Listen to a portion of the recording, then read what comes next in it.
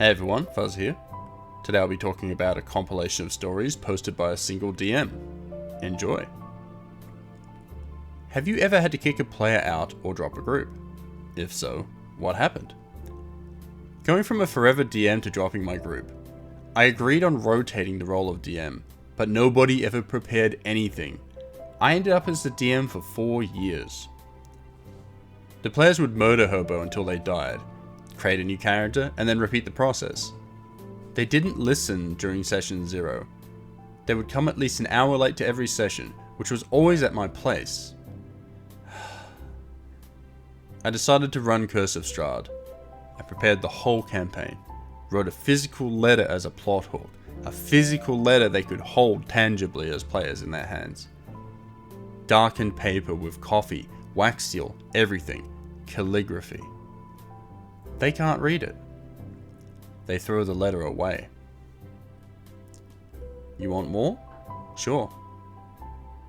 A cleric of Paylor in our group, lawful good, persuades a coachman to take the party into a dangerous part of the forest at night, where just recently a carriage has been robbed.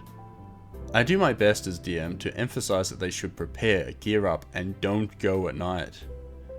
The cleric persuades the coachman, promises he'll protect him in case of danger, swears on Paylor and on his own life as a cleric. PCs are still low on health from a battle earlier in the day. The coachman needs the money, so he does it for his family. He's also a firm follower of Paylor, remembering this is a cleric of Paylor. The cleric kills the coachman in the middle of the forest. Immediately, I take his divine powers away. The PCs loot the corpse, then they get robbed by the highwaymen. What the crap, DM? That's so unfair. How are we supposed to fight bandits? There was literally nothing we could have done. Your encounters are too hard. Here's another one. Dwarven fighter. Refused to write a backstory. Horrible at RP. Lawful good. Most greedy person I've ever seen. Okay, group. You enter the room and immediately see an ornamented chest. Mine, I loot it. What do I get? He rips the pencil out of the other player's hand to write down the loot. Players kick his ass in-game for that. He then pouts for the remaining 5 hours of session, refusing to cooperate or talk to the other players. Also, I caught him randomly adding 15 hit points to his maximum health, and fudging his rolls. Next up is a tiefling fighter. He immediately tried to start crap with the farmers in the tavern. Even my cows have longer horns than you, beast. I'm not afraid of you. Leave at once. The PC is offended to the core. He tries to kill the farmers as they return home. Fails. Gets caught. Do not resist, beast. It will only make it worse for you. He tries to kill the guards and fails. Tries to escape the dungeon and fails. Tries to kill the guards again as he's recaptured. So I throw him a bone. I give him a chance to be sent out to kill a notorious bandit instead of being executed. He agrees. As soon as it's released, he turns around and attacks the guards again. Gets executed. This was at level 1. Got any more? Sure. Session 0. I explained to the players that this adventure will require strategy, thinking before acting. It will reward handling things with care. They're in a mansion, looking for a key to a locked door. The PCs have been warned about extremely dangerous traps. Everyone is searching, except the dwarf fighter. He's not doing anything. The player's just checking his phone and waiting until someone finds the key. Eventually, the dwarf gets tired of waiting.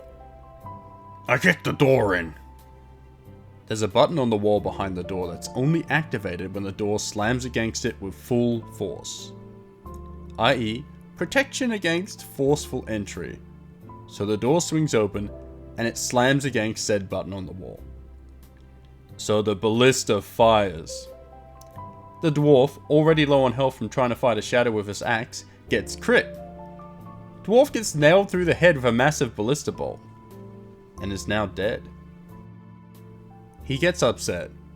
He pouts. and stays only to condescendingly comment on everything that happens from that point onwards. I urge him to leave. Here's another one. First adventure with that set of characters.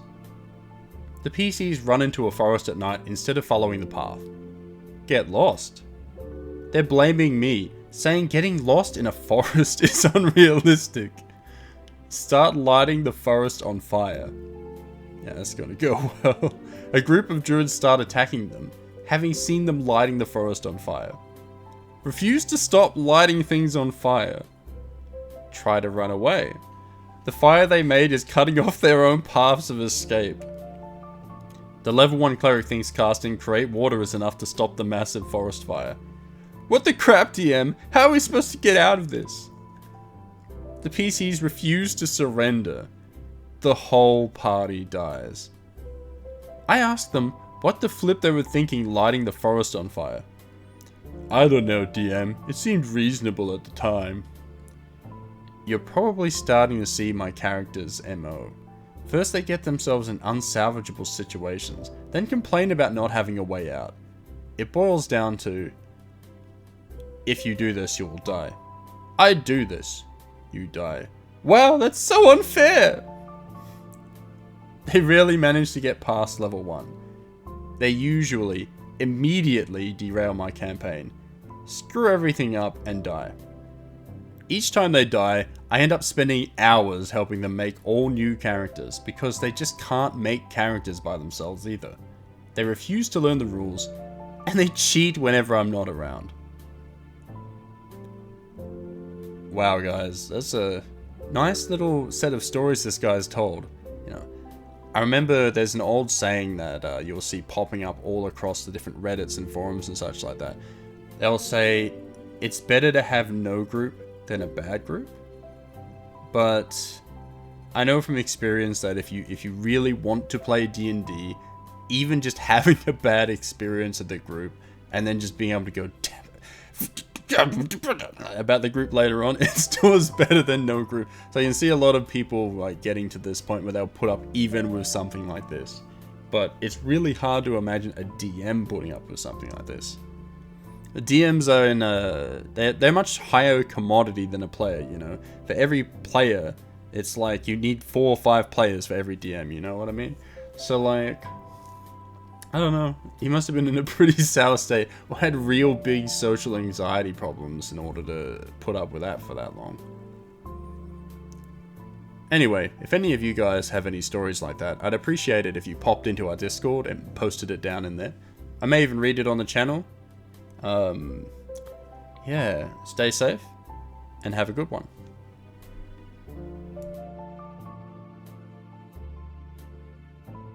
It will require handling things with care. And my own stomach growls and interrupts it. Session 0.